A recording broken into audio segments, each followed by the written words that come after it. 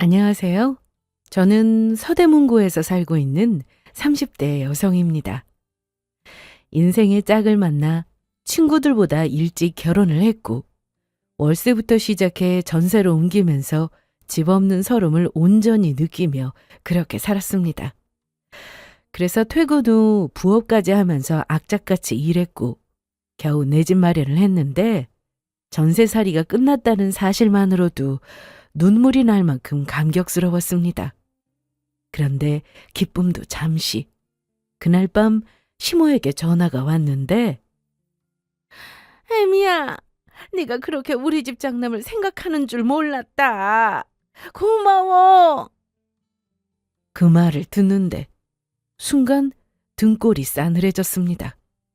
시모의 말실수로 남편이 저 모르게 그 집을 시숙에게 주려던 계획을 알게 되었는데, 그날 이후 저는 남편 인생을 나락으로 보내버렸습니다. 저와 남편은 알고 지낸 세월까지 따지면 더 길었지만 결혼을 전제로 사귄 기간은 정확히 2년입니다. 서로 알 만큼 안다고 생각했고, 둘 다 집안 형편이 누가 더 낫다고 할 만큼 차이가 나는 것도 아니어서 결혼하는데 별 문제도 없었습니다. 저는 회사 다니며 착실하게 돈을 모아서 결혼 자금을 따로 마련해 둔 상태였는데, 남편은 그렇지 못했습니다. 군대 다녀오고 대학 졸업하고 그리고 취업까지 모아둔 돈은 별로 없었습니다. 엄마가 좀 해주실 것 같으니까 기다려보자. 그래도 내가 양심이 있지. 어떻게 지영이 네 돈으로만 결혼을 해. 그건 아니야. 처음부터 좋은 집에서 살 필요 있어? 그래도 전세는 구해야지. 남편은 자기가 모아둔 돈이 별로 없으니 집에서 해주실 것 같다며 내심 기대하고 있었습니다. 하지만 며칠 뒤 시모의 전화로 저희는 있는 돈 안에서 집을 알아봐야 했습니다. 괜찮아요, 어머님. 그래도 우리가 잘 살아서 돈도 턱턱 주고 집 얻어주고 하면 얼마나 좋으냐. 제 친구들도 결혼할 때 보니까 대출받아 집 얻고 그러던데요. 시댁은 노후 준비가 어느 정도 되어 있다고 했습니다. 그러면서 여유가 없어서 지원해주긴 힘들다고 하셨죠.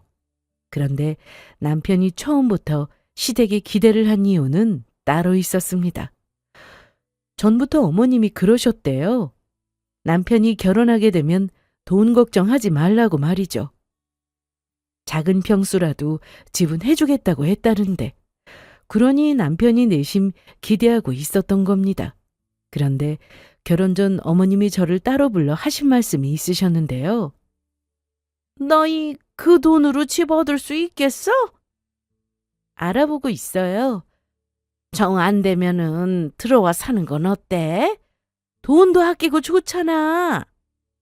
시어머니 말씀은 시댁에서 다 같이 살면서 돈 모아서 집 얻어 나가라고 하셨는데, 이건 남편도 원하는 게 아니었기 때문에 욕심 부리지 않고 가진 돈 안에서 결혼 준비를 하게 됐습니다.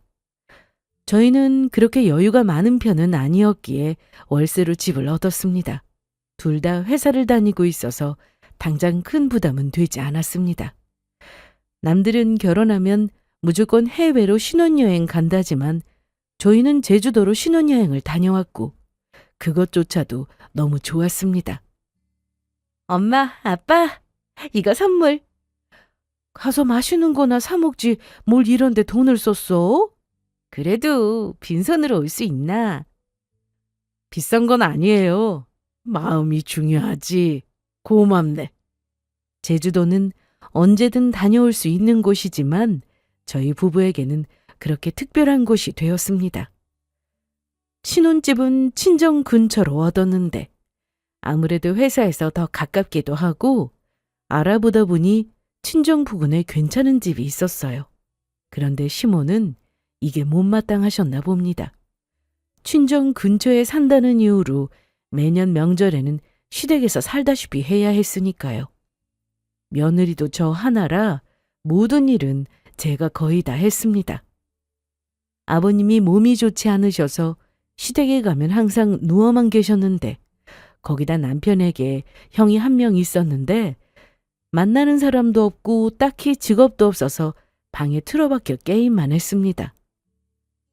아주버님, 식사하세요. 잠깐만요. 이것만 하고요. 너 얼른 안 나와? 아이, 알았어요. 제가 봐도 답답한데 휴모의 눈에는 오죽할까 싶었죠. 한마디로 시숙은 놀고 먹는 백수였습니다. 나이도 있는데 어디 가서 알바라도 해서 자기 쓸 돈은 벌어야 하잖아요. 하지만 그 나이에 먹도록 핸드폰 요금도 어머님이 내주고 있었습니다. 암튼 어머님은 저희가 친정 근처에 살고 있으니 거의 매일 보며 산다고 생각하셔서 명절에 굳이 친정에 안 가도 되지 않느냐는 말씀을 하셨습니다. 그래도 남편이 나서주니 휴모가 하라는 대로 하지 않아도 되긴 했는데 이래저래 껄끄러운 일은 항상 생겼습니다. 저는 결혼하고도 여전히 돈을 아끼며 살았습니다. 그리고 2년 뒤 전세로 집을 옮겼습니다. 확실히 월세보다 전세가 더 나았는데 전세도 내 집은 아니라서 몇 번이나 이사를 다녀야 했습니다. 네? 아니, 갑자기 이러시면 어떡합니까? 네, 알겠습니다. 왜 그래? 무슨 전화야? 아니, 집주인인데 집을 팔 거라고 하면서 나가라네. 아직 계약기간 남았는데? 이사비 준대. 다른 집 알아볼 시간도 충분히 준다고 나가래. 이런 게 바로 집 없는 서름인가 싶었습니다. 내 집이면 이사 걱정하지 않고 편히 살아도 되는데 전세라서 언제든 나갈 준비를 하고 살아야 한다는 게 싫었습니다. 시모는 이때다 싶었는지 이쯤 되면 들어오라고 대놓고 말씀하셨는데요. 열심히 일해서 월세에서 벗어나 전세로 옮겼으면 그래도 잘했다 한마디 정도 해주실 줄 알았는데 시댁살이 하기 싫어서 난리치는 독한 며느리로 보시더군요. 남편 핸드폰에서 우연히 보게 되었는데 아니, 주영이 걔는 이쯤 되면 굽히고 들어와야지. 뭐 어쩌겠다는 거야? 너네 이사 한 번 하는데 드는 비용을 생각해봐. 저희가 알아서 할게요. 알아서 하기는. 그러지 말고 네가 잘 말해서 들어와. 사실 알고 있었습니다. 저와 남편이 결혼할 때 안 보태주셨던 이유가 쥐들이 뭐 별 수 있어? 저러다 들어오겠지 이런 생각을 하셨던 분이었으니까요. 그런데 저희가 시댁에 들어간다 해도 쓸 방은 없었습니다. 시댁은 방이 2개였는데 하나는 시부모님이 쓰고 계셨고 작은 방은 시숙이 사용 중이었거든요. 결혼 전에는 남편이 자기 형과 같이 방을 썼으니 상관없었지만 저희가 시댁에 들어가면 방이 하나 더 필요한데 그건 생각도 안 하시고 무조건 들어와 살기를 바라셨습니다. 암튼 저희는 여기저기 알아보다가 좋은 집주인을 만났고 전세로 집을 다시 구해 이사를 했습니다. 여기서 전에 살던 사람도 7년인가 살았거든요. 7년이나요? 네, 그런데 아파트 분양받아서 나갔어요. 이 집이 터가 좋아요. 이삿짐이 들어오는 날 집주인이 직접 오셔서 좋은 말씀을 해주셨는데요. 살고 싶은 만큼 살라고 하셨습니다. 혹시 집을 파실 계획은 없으세요? 나도 이 집 노후 때문에 마련해둔 집이라 당장 팔 생각 없어요. 그리고 사실 구축이라 내놔도 당장 팔리지도 않고. 구축에 전세긴 해도 집주인도 좋고 언제고 이사를 가야 한다는 압박감도 없었습니다. 그리고 1년 뒤 예쁜 딸도 태어났는데 부모가 되고 보니 더 열심히 살게 되더라고요. 자기 왔어? 그런데 빨리 했어? 당연하지. 빨래 돌려서 건조대에 널었고 설거지도 끝냈어. 솔직히 회사 일 마치고 집에 오면 너무 피곤했습니다. 친정이 가까워서 엄마 도움 받아가며 애를 키우고 있는데 매일은 아니지만 남편이 일찍 퇴근하고 집에 오는 날은 청소도 하고 애도 보고 이것저것 할 때가 많았어요. 그게 너무 고마웠습니다. 그래서 주말에 친구들과 약속을 잡을 때도 기분 좋게 보내줬죠. 자기야, 내일 토요일이잖아. 그런데 저기, 나 친구들하고 맥주 한잔하고 들어와도 될까? 그래, 다녀와. 정말? 아싸! 고마워, 여보. 대신 너무 많이 마시지는 말고. 당연하지. 장을 봐서 제가 밥을 하면 설거지는 주로 남편이 했고 남편이 청소기를 밀면 제가 걸레질을 하는 식으로 서로 뭐든 같이 하니 너무 좋았습니다. 물론 마음에 안 드는 부분도 분명히 있었어요. 저 역시 완벽한 사람이 아닌데 남편에게 그런 걸 바라면 안 되기에 좋은 점만 보려고 노력했습니다. 그런데 이런 생활도 그리 오래가지는 않았습니다. 평일에 친정 부모님이 애를 봐주시니 주말에는 제가 온전히 애를 보면서 집에 있었는데 남편은 평일에 집안일 도와줬다고 주말이 되면 무조건 나가려고만 했거든요. 자기야, 내일은 우리 서율이 데리고 대공원에 갈까? 가서 동물도 보고 내가 도시락 싸서 가면 점심 안 사 먹어도 되는데. 주말에 대공원 가면 사람에 치이는 거 몰라?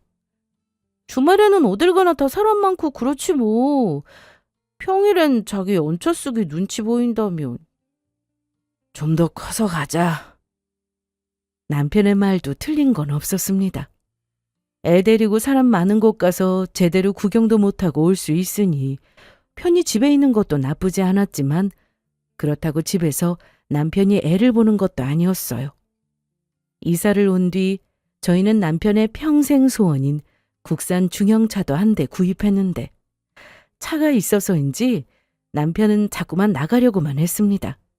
처음에는 집안일에 적극적이고 친정에도 잘하니까 고마운 마음에 재미있게 놀다 오라고 하면서 보내줬는데 그런 날은 제가 혼자 애를 보며 집에 있어야 했습니다.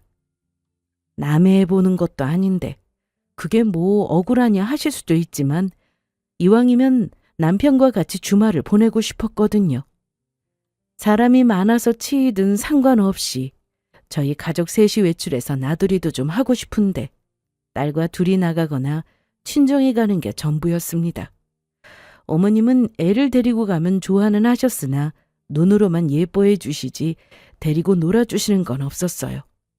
아버님은 침대에 누워 계시고 어머님은 TV 틀고 드라마 보기에 바쁘시고 시숙은 게임에만 열중하고 있으니 저도 딸을 데리고 시댁에 가고 싶은 마음은 잘 안 들었습니다. 그러던 어느 날 어머님이 집으로 찾아오셨습니다. 집에서 시댁까지는 거리가 좀 있는 터라 저희가 가지 않는 이상 어머님이 찾아오시는 일은 거의 없었는데요. 우리 주혁이는 어디 갔니? 오늘 일이 좀 많은지 늦는다고 연락 왔어요. 그래? 내가 다른 건 아니고 병원에 갔다 오면서 들렀다. 병원이요? 넌 하나뿐인 시어머니가 몸이 어떤지 관심도 없냐? 어디 안 좋으세요? 내가 어디 좀 아팠으면 싶어? 아니요. 어머니 그게 아니라 병원에 다녀오셨다고 해서요. 아이 그냥 뭐 이것저것 검사 좀 받으래서 받고 오는 길이야. 저기 내가 들른 건 다른 게 아니고 너네 이사할 생각 없니? 이사요? 시모는 이날 갑자기 찾아와서는 시댁 근처로 이사를 오면 어떻겠냐고 했습니다. 집을 다시 알아보는 것도 일이고 그건 걱정 말어. 내가 부동산에 말해놓으면 돼. 놀린 게 집인데 뭘 걱정해. 집도 그렇긴 한데 저나 서율 아빠 회사도 멀어져서 버스나 지하철 타면 되는데 뭘. 그리고 좀 더 서두르면 되는 거고. 시어머님 말씀대로 집이야 다시 구하면 되는 거고 회사도 아침에 좀 더 부지런 떨면 그만이었습니다. 하지만 제가 가장 걱정하는 부분은 딸이었는데 친정 도움이 필요했거든요. 에야, 그냥 두면 어련히 알아서 잘 클라고. 요즘 애들은 문제야, 문제. 네? 애들 그렇게 떠받들어 키우니까 문제잖아. 그게 아니라 서율이가 우리 집에서 크면은 문제아로 자란다, 뭐 이거야?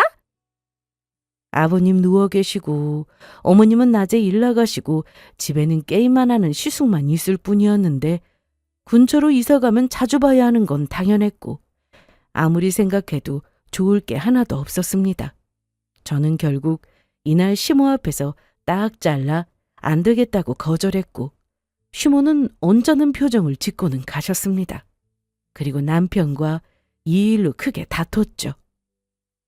아까 엄마 다녀가셨다며? 응, 그런데 당신 엄마한테 뭐라고 했길래 우셔? 우셨다고? 그래, 섭섭하다고 우시더라. 갑자기 우셔서 시댁 근처로 이사를 오라고 하시길래 안 된다고 했는데? 엄마도 고민 끝에 말씀하신 걸 텐데 그걸 딱 잘라 그렇게 말했어야 했어? 생각 좀 해본다고 하거나 나랑 얘기해본다고 할 수도 있었잖아. 어차피 이사 안 갈 건데 왜 그렇게 말씀드려? 괜히 기대하게 하는 거잖아. 나한테 넘기면 되는 거잖아. 뭐? 그래도 아들인 내가 말하면 엄마가 저렇게까지 서운해하시진 않았을 텐데. 남편과 시댁 문제 말고는 사실 싸울 게 없었습니다. 주말에 자주 나가는 것도 불만이긴 했지만 그렇게라도 해줘야 집안일도 하고 애도 보고 하니까 그건 그러려니 됐는데 저도 힘들어 죽겠는데 그건 안중에도 없는 남편이 미워지더군요. 시댁이 멀어서 자주는 못 갔지만 어머님이 약속이 있다고 하시거나 오라고 하시면 주말에 애를 친정에 맡기고 시댁에 가서 반찬 만들고 청소도 좀 하고 온 적도 많았습니다. 직장인은 주말에 쉬어야 하는데 애가 있으니 사실 온전히 쉬지도 못했어요.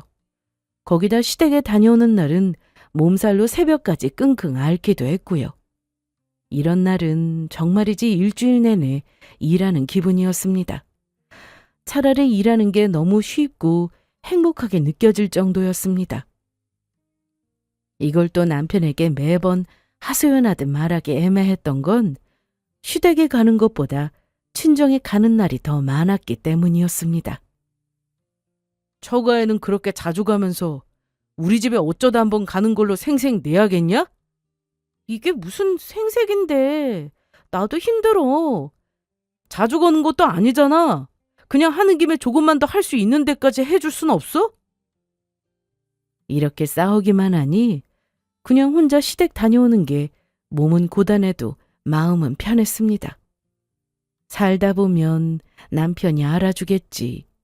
이게 며느리로서 자식으로서 도리겠지 생각하면서 말이죠. 그러다 저도 일이 바빠 한동안 시댁에 가지 못했습니다.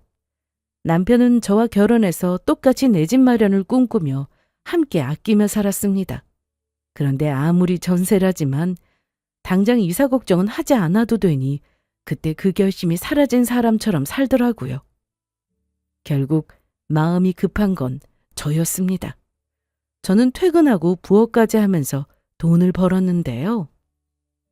이게 다 뭐야? 집에서 일할 거 받아왔어. 금방 치울게.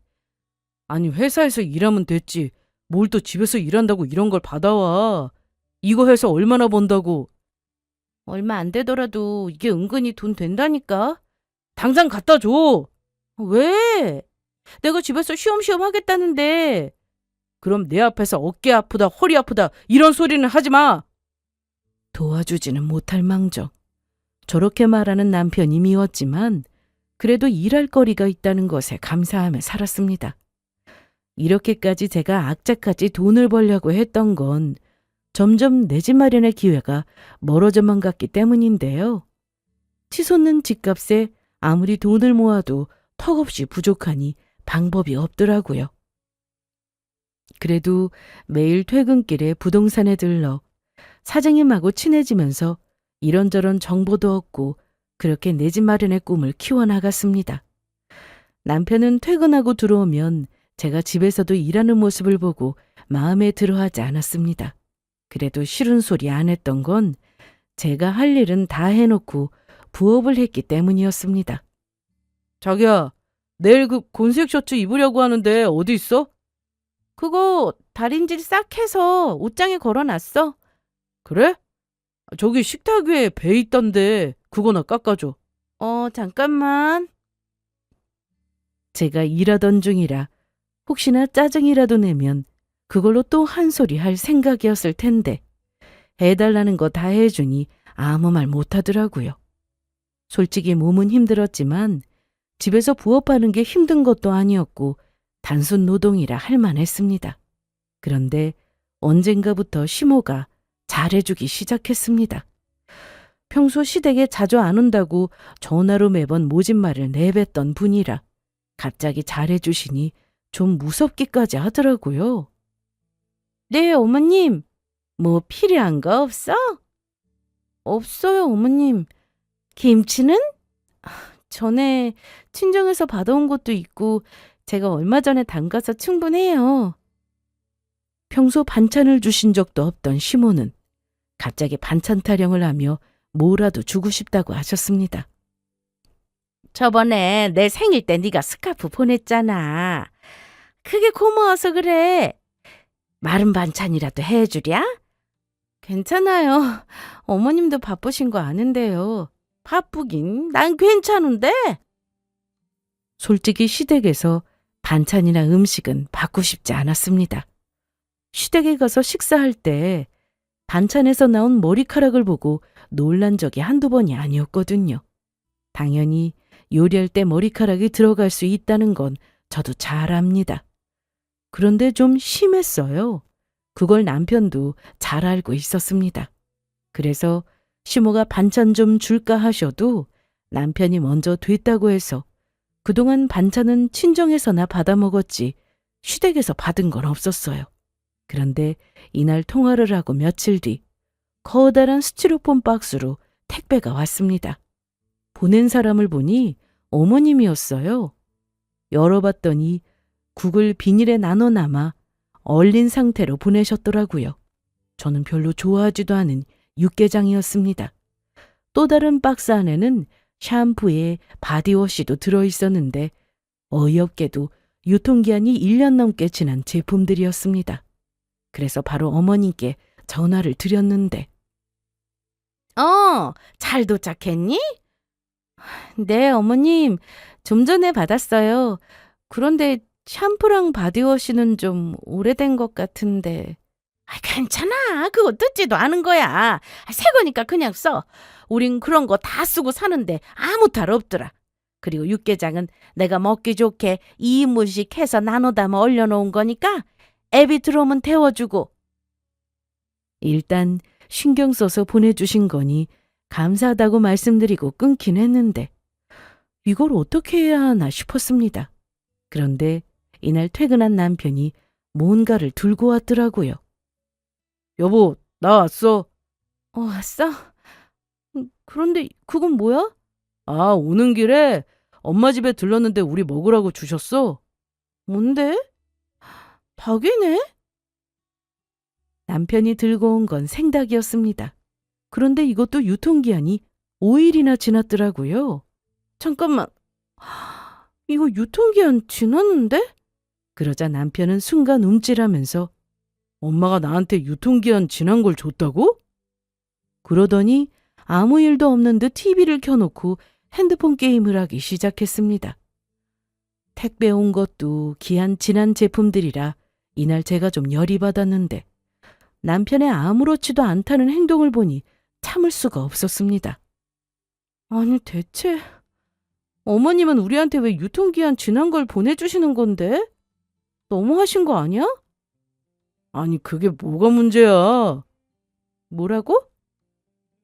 이날 남편은 화를 내며 안방으로 들어가 바로 이불을 뒤집어 썼는데 더 말해봤자 큰 싸움만 나고 딸도 있는데 더해서 좋을 게 없다 싶어 말았습니다. 그런데 다음 날 아침 바쁘게 출근 준비를 하고 있는데 남편이 제 눈치를 술술 보더라고요. 나한테 할 말 있어? 그럼 눈치 보지 말고 해. 그 닭. 엄마가 기한 지난 거 알고 주신 거 맞아. 그런데도 받아온 거야? 엄마 집 근처에 마트 하나 있잖아. 거기는 유통기한 임박한 거나 좀 지난 건 급성 냉동을 해서 싸게 판다고 하더라고. 그래서 거기서 사오신 거래. 뭐? 아니 뭐 우리 엄마는 너한테 최고급으로만 줘야 하는 법이라도 있냐? 말이 돼? 그냥 물건도 아니고 음식인데 유통기한 지난 걸 파는 곳이 있다고? 그래, 있다고 해도 그거 받아오면서 아이스박스도 없이 실온에 있던 닭을 먹으라는 거야? 누가 최고급으로 달라고 했어? 기한 지나서 못 먹는 걸 주시니까 그런 거지. 어제도 택배를 보내주신 거 보면 다 기한 지난 거야. 제가 화나는 건 아무리 절약하시는 분이라도 그렇지 자기 자식 입에 들어가는 건데 그거 조금 아끼려고 기한 지난 거 주시는 게 말이 되냐 이거였습니다. 저는 아침에 전날 시모에게 받은 육개장을 데워서 차려놓고는 딸을 데리고 먼저 나왔습니다. 그런데 출근해서 남편에게 연락이 왔는데 너무 어이가 없었습니다. 그게 뭔 소리야? 아무리 그래도 먹는 걸로 장난치냐? 아침 먹는데 국에서 머리카락 나왔다고. 닭을 내가 사온 것도 아닌데 왜 나한테 그러냐? 지금 나한테 화풀이하는 거야? 여보, 그거 어머님이 주신 거야. 뭐? 어머님이 자기 육개장 좋아하니까 주라고 보내주신 거라고. 아침에 난 그거 냄비에 데워서 준 거고. 그랬더니 남편은 말없이 전화를 끊었습니다. 할 말이 없었겠죠. 이번 일로 남편은 시댁에 갔습니다. 시모에게 따지려고 간 게 아니라 집에 들어오기 싫다고 간 거였어요. 사실 결혼 초에도 이런 일이 몇 번 있었습니다. 저와 싸우거나 말다툼을 하면 말이 안 통한다고 하면서 집을 나가 시댁에 가더라고요. 쪽팔려서 친정에 말하지도 못하고 매번 좋게 좋게 말해서 남편과 화해하고 집에 들어오고 그랬는데 이게 반복이 되니 이건 아니다 싶어서 버릇을 고쳐줘야겠다 싶은 마음에 남편이 시댁에서 지내는 동안 일부러 연락도 안 했는데 남편도 시댁보다는 집이 더 편하니 며칠 지내다가 알아서 들어왔습니다. 그런데 와서 한다는 소리가 엄마가 밥 차려주고 다 해주니까 좋더라. 저도 일하고 애도 보고 해야 하는데 매번 아침을 차리긴 어려웠습니다. 그리고 남편도 손발 다 했는데 밥은 자기가 알아서 챙겨 먹을 수도 있는 거잖아요. 시댁에 가서 대체 저를 어떻게 얘기했길래 며칠씩 시댁에서 지내고 온 날에는 꼭 시모가 전화해서 자기 아들이 살이 빠진 것 같다는 둥 남편이 밖으로 도는데 신경도 안 쓰냐고 저한테 못 배웠다며 욕을 하셨는데 그나마 다행인 건 자주 안 보고 사니까 참을만 했다는 겁니다. 그리고 남편도 스스로 알아서 하는 건 없어도 제가 시키는 건 입이 나오긴 했지만 하라면 또 하니까 다들 이렇게 사는 거지 생각하며 지냈습니다. 딸도 있는데 남편이 언제까지 자기 엄마 찾으며 살지는 않겠지 생각했고요. 암튼 이번에도 며칠 안 들어오길래 또 시댁에 갔구나 싶었고 너무 짜증이 나서 이런 놈하고 어떻게 계속 살아야 하나 싶은 생각이 또 들기 시작했습니다. 그런데 열심히 살다 보니 좋은 날도 오더라고요. 드디어 내 집 마련을 하게 되었습니다. 곧 잔금 치르고 청소하고 이사만 하면 됐는데 그 기쁨도 잠시. 며칠 뒤 시모에게 전화가 왔습니다. 네, 어머님. 이런 말은 직접 가서 얼굴 보고 해야 하는 건데 너도 알겠지만 내가 아버지 때문에 집을 오래 비울 수는 없잖아. 무슨 말씀을 하시려고 이렇게 뜸을 들이시는 건가 싶어 가만히 들어봤는데 애미야. 네? 고맙다. 뭐가요? 네가 우리 집 장남을 그렇게 생각해 주는 줄 몰랐어. 다짜고짜 고맙다고 하니 대체 왜 이러시나 싶었어요. 뭔 소린가 했더니 곧 입주할 집을 시숙에게 주는 줄 알고 있더라고요. 누가 그래요? 누구긴 애비한테 다 들었어. 난 그것도 모르고 네가 너무 아끼고 사니까 돈독이 오른 줄 알았지 뭐냐. 정말 큰일한 거야. 사람 인생 그거 모르는 거다. 지금 우리 장남이 이러고 살아도 집 있으면 결혼해서 사람 구실하면 살 거고 그렇게 가정 꾸리고 살면 혹시 알아? 너네한테 또 베풀고 살지도 모르잖아. 이날 시모와 통화하면서 남편이 저 몰래 집을 자기 형에게 주려고 한다는 사실을 알게 되었습니다. 남편과 사는 동안 마련한 집이었으나 사실 저 혼자 산 집이나 마찬가지였습니다. 퇴근해서 힘들게 부업까지 해가며 돈을 벌었고 결혼 전 친정에서 주신 돈이 좀 있었는데 급할 때 쓰라고 주신 돈이라 남편은 모르는 돈이었습니다. 살다 보면 돈 쓸 곳이 꼭 생긴다면서 혼자 가지고 있다가 저나 남편이나 힘들 때 쓰라고 주신 돈이었죠. 그런데 사는 내내 남편이 제 속을 썩이고 시댁 문제로 골치 아프게 하고 그런 적이 어디 한두 번이어야죠. 시모에게 모진 말도 들어가며 내 집 마련하는 데만 신경 쓰고 살았는데 갑자기 집을 자기 형한테 준다고 하니 기가 막힐 노릇이었습니다. 이날 남편이 퇴근하고 들어오자 저는 바로 물었습니다. 아까 어머님하고 통화했는데 그게 무슨 소리야? 뭐가? 집 말이야. 말하려고 했는데 아이, 우리 형 저렇게 둘 거야? 뭐? 그래도 집에서 장남인데 결혼은 해야지. 그게 집이랑 무슨 상관인데? 엄마한테 들으니까 형이 여자친구가 생긴 모양이야. 결혼하고 싶다는데 집이라도 있어야 여자가 시집 오지. 지금 하는 일도 없는데 집만 있으면 되는 거야? 일이야 구하면 되는 거고. 내가 그 집 마련하려고 얼마나 애쓰고 살았는지 알면서 그런 생각을 해? 우리야 또 돈 벌어서 모으면 되는 거잖아.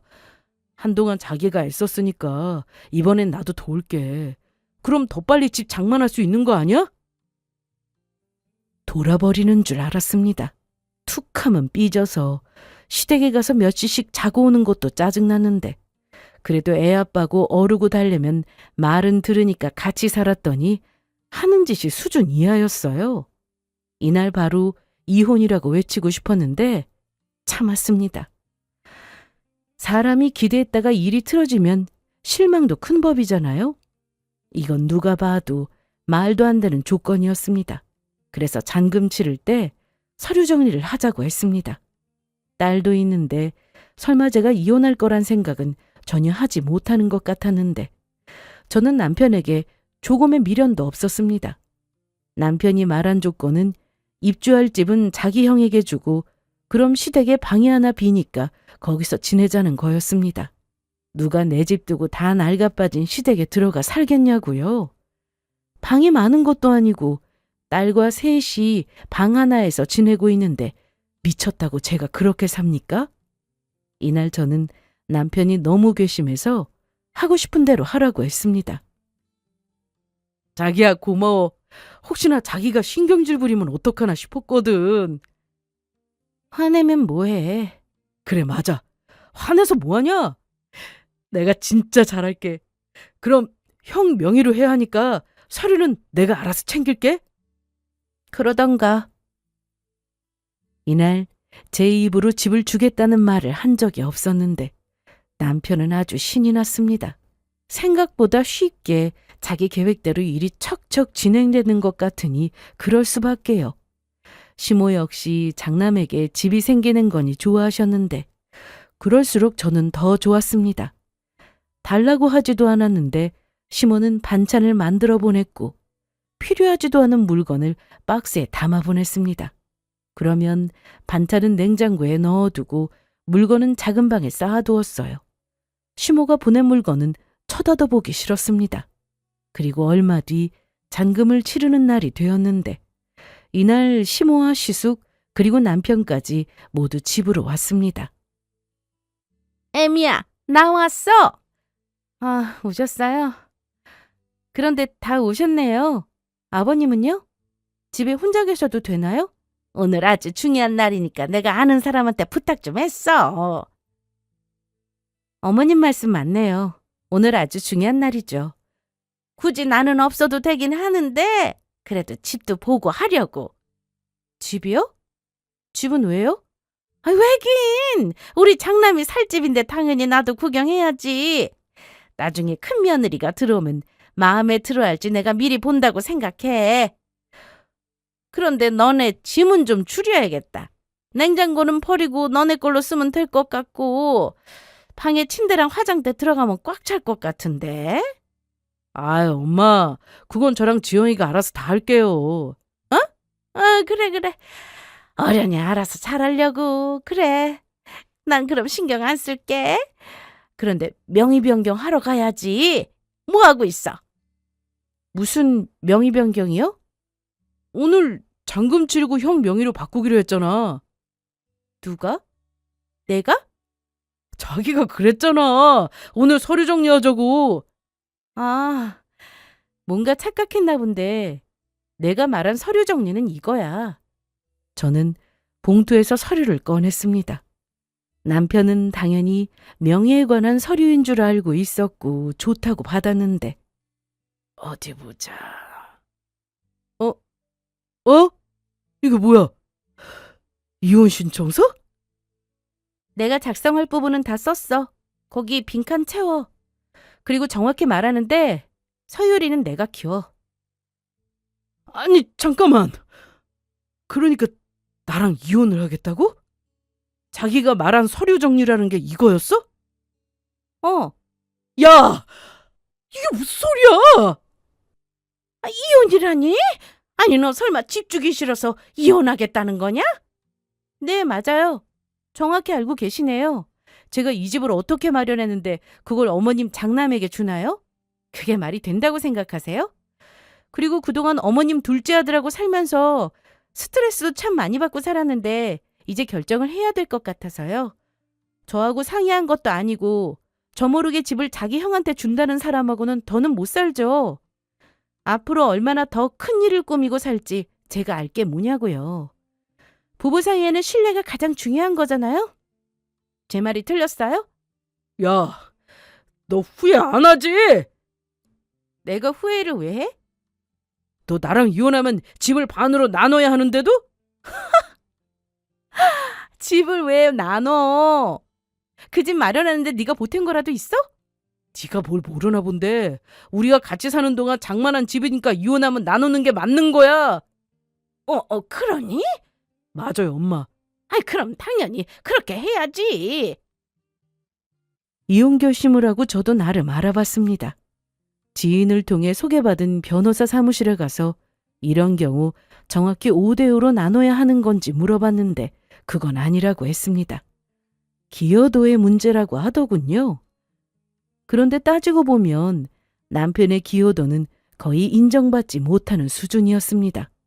같이 번 돈으로 생활하긴 했으나 회사를 쉬면서 백수로 지낸 세월도 좀 있었고 둘이 버는 돈도 좀 차이가 났었고요.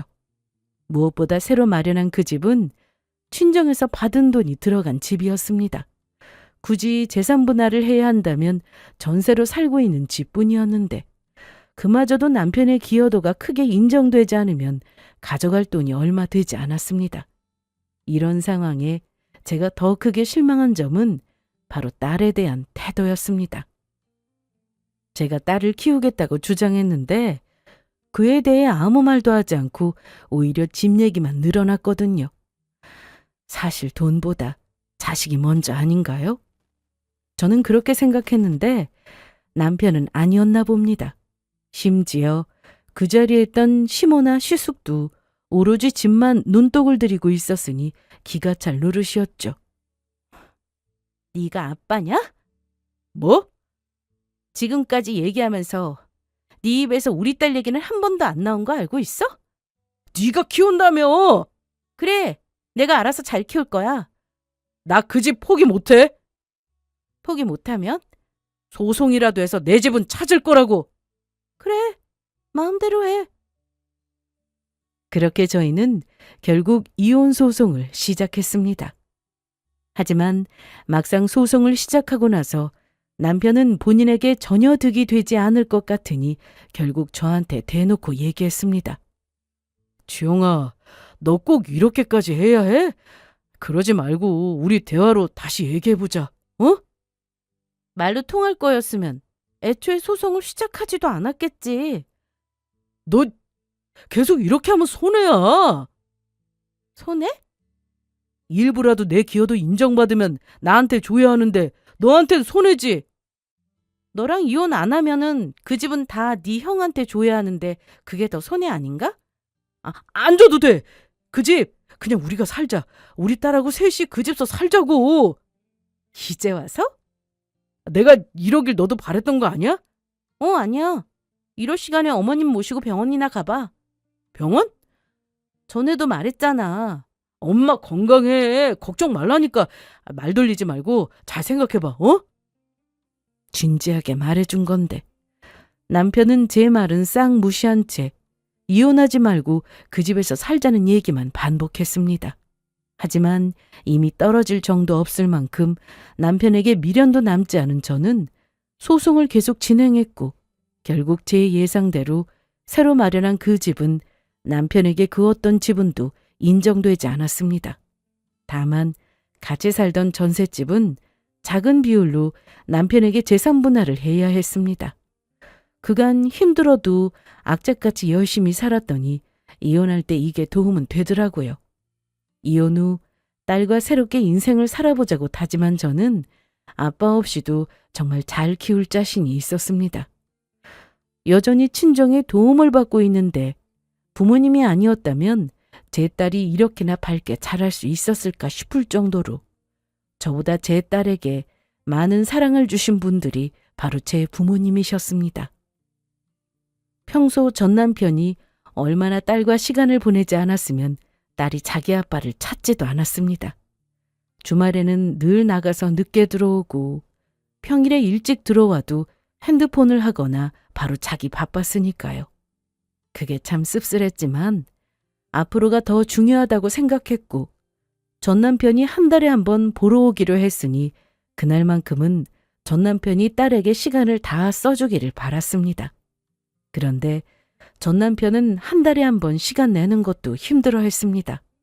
그건 바로 전 시모가 치매 진단을 받았기 때문이었어요.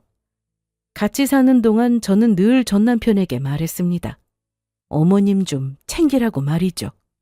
예전에 전 시모가 집에 오셔서 병원에 들렀다 오셨다고 한 적이 있었는데 무슨 검사 받으셨는데요? 아니, 내가 요즘 좀 이상해서 친구한테 말했더니 치매라고 우기길래 같이 가서 검사 받고 오는 길이야. 치매요? 그런데 걱정 마. 난 아니래. 그래도 병원은 계속 가보셔야 하는 거 아니에요? 나 환자 취급하지 마. 아니라고 했다니까. 원래 내 나이 되면 오락가락 하는 거야. 그때 다행히 치매로 진단하기는 어려우나 그래도 의심 증상이 있으니 계속 잘 살펴야 한다고 했고 병원에 꾸준히 나오라고 했답니다. 하지만 전 시모도 그렇고 전 남편에게 말했을 때도 똑같이 반응했어요. 무슨 소리야? 우리 엄마가 무슨 치매야? 병원에서 그래도 지켜봐야 한다고 했대. 자기도 좀 모시고 가봐. 됐어. 병원에서 그러는 거 다 부풀려서 말하는 거야. 와서 진료받게 하려고. 여보, 그러지 말고 내 말보다 자기 말은 들으시니까 모시고 가라니까? 글쎄 우리 집은 그런 유전자가 없어요. 그렇게 제 말을 깔끔하게 무시했던 사람이 바로 전 남편이었습니다. 저는 일하랴 애보랴 집에 와서 집안일하랴 사실 핑계 같아도 시댁까지 신경 쓰며 살기엔 힘들었어요. 몸이 10개라도 부족하다는 말을 이럴 때 쓰는구나 싶을 만큼 바쁘게 살았습니다. 전 시모 역시 제가 같이 병원에 가자고 해도 말을 듣지 않으시니 제가 어쩌겠어요. 그런데 그게 결국 탈이 나고야 말았습니다. 전 남편과 제가 이혼 후 전 시모는 짜증이 부쩍 늘었다고 했는데 처음에는 자식이 이혼해서 들어와 살고 있으니 화가 나서 그런가 보다 생각했어요. 하지만 그게 아니라 그건 바로 치매였습니다. 전시모 성격상 원래 짜증이 좀 많은 터라 가족들도 전혀 의심하지 못했다고 하는데 한 번은 너무 이상해서 전 남편이 모시고 병원에 갔다가 진단을 받게 된 거였죠. 제가 이걸 알게 된 건 전 남편이 저를 찾아와서 다 말해줬기 때문이었는데 그래도 우리 서유리한테 할머니잖아. 너는 알고 있어야지. 그래서 병원에서 어떻게 하래? 치료받으면 좋아진대? 일단 기억력 훈련인가? 그거 재활치료 같은 것도 한다고 하더라. 벌써부터 엄마가 깜빡깜빡해. 화도 많이 내고. 내가 그때 네 말 듣고 병원에 모시고 갈 걸 그랬다. 그랬어도 완전히 막을 수는 없었겠지만. 그런데 이날 전 남편은 딸 얼굴도 보고 할 말도 다 했는데 가질 않았습니다. 알았으니까 그만 가봐. 나 오늘 여기서 하루 자고 가면 안 되나? 안 돼. 이번 한 번만 거실에서 잘게. 거실이든 현관이든 어디든 잠은 집에 가서 자. 집에 들어가기 싫어서 그래. 엄마는 짜증내고 형은 밤새 게임이나 하고 있고 아버지는 누워 계시는데 너라면 들어가고 싶겠냐? 지금 뭐 착각하고 있는 거야? 우리 남이야. 알아. 그래서 부탁하는 거잖아. 그래도 난 서유리 아빠인데 아빠 자격으로 들어가면 안 되는 거야? 가라. 자기야, 여보. 그 호칭 좀 그만할 수 없어? 이혼한 지 한참 지났는데 왜 이래? 미안.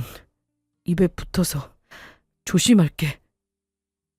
이날 전 남편은 그렇게 길에서 실컷 울다가 돌아갔습니다. 시댁이 어떻든 가정적이었다면 저나 딸에게 참 잘하는 사람이었다면 제가 이혼까지 맘먹진 않았을 겁니다. 가족이 우선인 사람이었다면 집을 자기 형한테 주자는 말도 안 되는 소리를 하지도 않았을 테니까요. 울면서 걸어가는 뒷모습을 보는데 솔직히 불쌍하다는 생각도 들지 않더라고요. 전 남편과는 완전히 연락을 끊기는 어려웠습니다.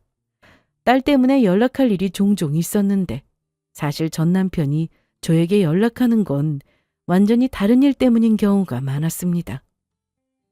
난데 혹시 주말에 집에 좀 올 수 있어? 왜? 서유리 만나는 날도 아닌데? 그게 아니라 엄마가 널 찾으시네? 나를 왜? 네가 생각나는지 요즘 부쩍 너 어디 있느냐고 찾으셔. 그러니 싫어! 야, 아무리 이혼했어도 이 정도는 해줄 수 있는 거 아니야? 다 잊었어? 결혼해서 사는 동안 당신 엄마가 나한테 얼마나 모진 말을 많이 하셨는지? 그래, 다 아는데. 그럼 나한테 이런 말도 전하지 말았었어야지. 앞으로 이런 얘기할 거면 전화도 문자도 하지 마. 제가 전 남편을 만나는 날은 한 달에 딱 한 번이었습니다. 딸과 만나는 날이요. 그날 말고는 만나지도 않았고 특별한 일 아니고선 연락도 하지 않고 지내고 있었습니다. 전 남편은 사는 게 참 힘들어 보였는데 당연했어요. 자기 형이라는 사람은 아직도 하는 일 없이 집에서 놀면서 게임이나 하고 있고 아버지는 누워 계시니 대소변도 직접 받아야 했죠. 원래 어머니가 하셨는데 이제는 어머님도 치료를 받는 상황이 되었으니 그 집에서 장남은 바로 전 남편이었습니다. 버는 족족 병원비로 생활비로 나가고 집에 오면 집 청소도 직접 해야 하니 사는 게 힘든 게 당연했습니다. 저는 이혼했지만 확실히 그전보다 더 행복하게 잘 살고 있습니다. 전에는 그래도 엄마 아빠 모두 있는 게 자식에게 더 좋은 거라고 생각했었는데요. 사실 남편이라는 사람이 없으니 화낼 일도 없고 속 끓일 일도 없어서 스트레스도 안 받고 너무 잘 지내고 있습니다. 앞으로 딸이 점점 더 크면서 아빠를 더 자주 찾을 수도 있고 보기 싫어도 같이 만나야 하는 날도 분명 오겠지만 괜찮습니다. 저는 제 자리에서 엄마 역할 똑바로 하면서 그렇게 딸에게 사랑 주며 살면 된다고 생각하고 있습니다. 그래도 딸이 제법 컸다고 일을 마치고 집에 오면 힘들었지 하면서 안아주는데 친정 부모님 아니었으면 이런 생활이 어떻게 가능했겠어요? 이혼한 게 너무 죄송해서 항상 죄송스러운 마음을 가지고 살았는데 이제는 다 털어버리려고 합니다. 죄책감이라는 게 살면서 도움이 전혀 되지 않더라고요. 그냥 있는 그대로 딸을 사랑해주고 부모님께 잘 사는 모습 보여주면 그게 바로 효도인 것을 왜 이제야 깨달았는지 모르겠습니다. 앞으로도 저 잘 살아갈 테니 응원 많이 해주세요. 그럼 제 사연은 여기서 이만 마치겠습니다. 들어주셔서 감사합니다.